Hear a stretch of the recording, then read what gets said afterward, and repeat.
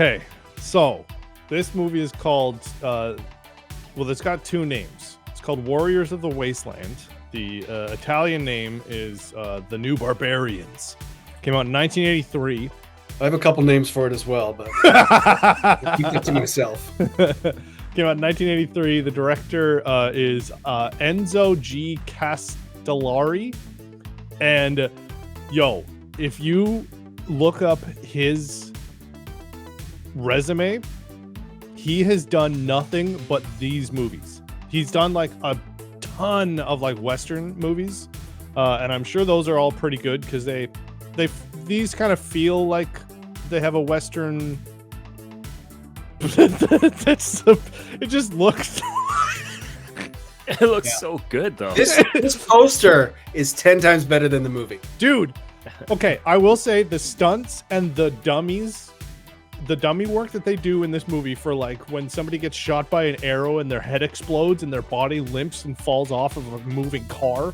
Yes, it's so good. There's actually a scene where a guy gets hit in the stomach and his stomach explodes, and it's a dummy, obviously, but like it was like 90% you were just like, is this like a snuff film? Did I just watch somebody die? Like, it's done so well.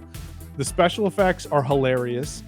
So anyway, the premise of the movie is it's after the nuclear fallout wasteland thing. Humanity's dead. The Earth is dead. There's a bunch of people still running around. But can I say why? Sure. Because of books. Wait, what? Don't you remember the main guy? He picks up a book and he rips it in half. Oh.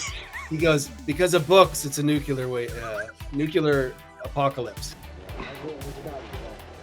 Books. That's what started the whole apocalypse. So books did it. So don't learn how to read, kids. No, stop reading. You'll kill us all. We start the movie with some like Wasteland people, and then these guys with giant shoulder pads. All in leather with cod pieces. Speaking of cod pieces, this movie is like if somebody watched Mad Max or the Road Warrior and then immediately watched the Labyrinth, and they were like, I've got an idea for a movie. But they only watched the scene where it zooms into David Bowie's crotch. From the Labyrinth, and then they're like, I've got a great idea for a movie, give me $1 million.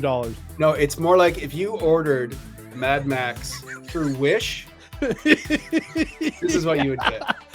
But like there you go.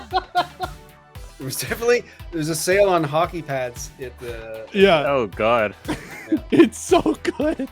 But like for the entertainment that you get from watching it. Also, there's our main character, whose name is Scorpion. And his car, which is pretty much just Knight Rider, but like, and he's got a crystal cassette player.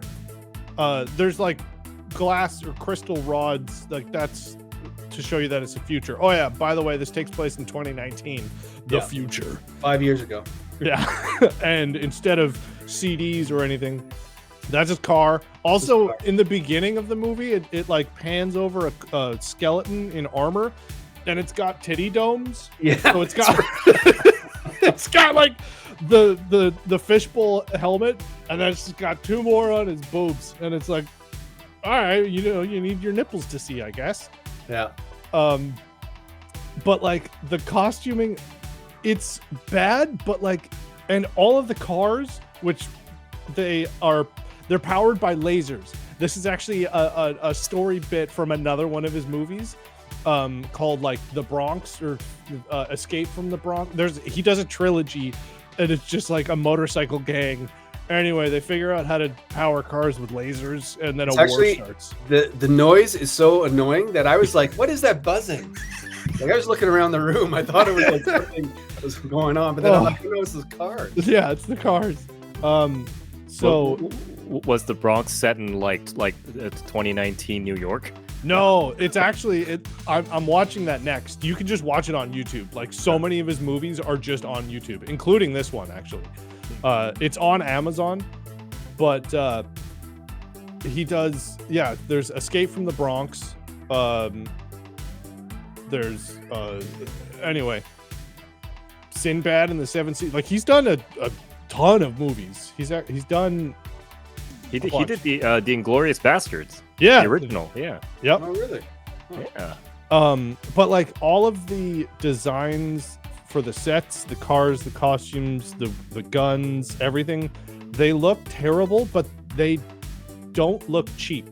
Like a lot of work went into it, and like even the car, like they just stripped down a bunch of cars and put a bunch of metal stuff all over them, and they look cool. With a question mark? Yeah, it's like I've seen a lot of bad movies like this where it's just like, wow, this is terrible. They didn't give a shit about this, but it's like there was so much effort put into it that you are watching it just in awe of just like, this is amazing. It's so bad. And then he meets a lady, and she breaks her shoulder. And then they're driving. He puts in some sick tunes to seduce her, I guess. And then he goes to like touch her, and then she's like, "No, don't touch me." And he's like, "No, I'm just checking your shoulder." And she's like, "Oh, you are? Okay, let's bang." And then they bang in like an inflatable pyramid tent thing. Yeah. But then later on, she pulls a gun on a guy. Yeah. So she's got the same arm up that's hurt. Yeah. And the guy goes, "This is like she's holding the gun for like 10 minutes." He goes, "Oh, put the gun down." And then she goes, "Oh, my arm again." Oh, like no. Yeah. Yeah, she points the gun at Fred Williamson, who you may know from football and countless movies. He was in like 132 movies or something. Yeah. And he's also in The Bronx Warriors and Escape from the Bronx and a bunch of other movies that this dude does. Yeah, it's a wild ride. There's just, again, like most of these 80s movies, there's some great just one-liners. Yeah. So when that girl gets hurt and she finally gets taken care of by this guy, the guy's line is, "I've never been medically trained. Actually, I've never been trained for anything." I never had any real medical training, or any other kind of training. But whenever anything has to be fixed or repaired, they come to me to do it. The doctor, as he's working on her. Oh, by the way, our main hero Scorpion, to fix her shoulder and be like, "Oh, don't worry, I'm just looking at your shoulder." He's like, "Here you go. There's some duct tape on it." And she's like, "Oh, take me now." Anyway. Oh, and the Templars, their job is to eradicate all humans, even though they're humans. But they're like, Yeah. "You're guilty of being alive, so we gotta kill you." Yeah. When he gets shot and then he rips, and he's got like see-through armor on. Or It's just got like a football like armor on, but it's clear, so you can see that he's sexy. Yeah. And he doesn't fit in his car. Also, in his Knight Rider car, which totally is Knight Rider, there's the first scene where he's driving and then he gets out of his car and he hits a button and then the door automatically opens and you're like, whoa, you can see the string pulling it. Yeah. And it's like not even hidden at all. It does feel like this series paved the way for a lot of the Wasteland style, post-apocalyptic movies that we see nowadays too, right? Like you see a lot of very similar themes. Anytime you see shoulder pads on a dude, you can thank this movie for it. No, it's a great watch. It is. You know what? I haven't laughed that much, and it's not a comedy. Yeah. In a while, it's got its moments, but yeah, I feel like there was a sale on hockey. Someone's uncle owned a quarry. Yeah. Takes place in a quarry. And his aunt owned a wig shop. Yeah, but not a good one. A scene, and I messaged Justin because there was a scene there where I won't give it away, but something happens to our Scorpion, the main guy. I'm like, is this really happening? Like, no, it was a colonoscopy. Oh. That's why there was the like bright that. lights. Yeah, because they said that he's gonna bring him on to the Templars. Right. Nothing else was happening. Definitely not. No, there was a bright light. It was because of and then the next scene, the leader, doesn't have his pants off. Yeah. He took his codpiece down so that it didn't get in the way. Right. But if you didn't know the storyline and just watched that, I was like, oh my god, what's happening here? Yeah. Yeah. And even the music was kind of, well, I mean, it was definitely like sort of disco-y at points, but there was also a lot of like jump sound. Yeah. Like just like also the what's his name? The Fred Williams character. Yeah. He's got a bow and he's got like this arm piece with all like the different arrowheads on him, and then he like puts them on when he needs a certain thing or whatever. But I like how it's, and I paid attention to like see if I was missing anything, but he's like, all right, I'll take this red one, this one's red, it explodes. And then he's like, oh, I've got this blue one, it also explodes. Like, no difference.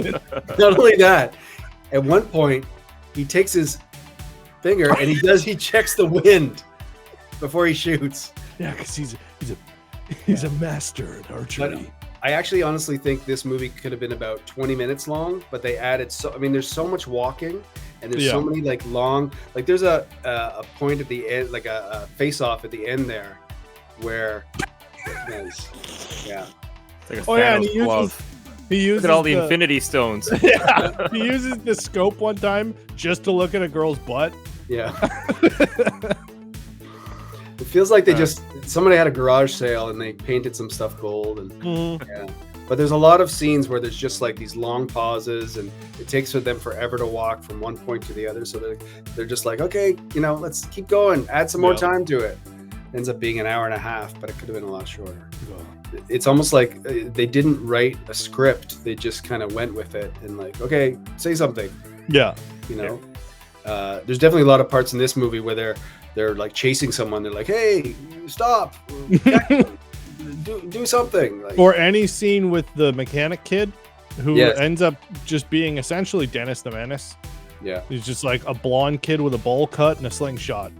And he's really good with it.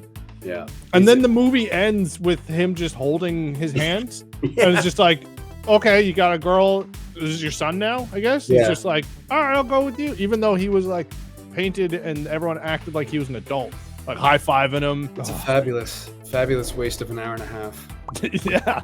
And I'm going to waste more on his apparently trilogy of the Bronx movies.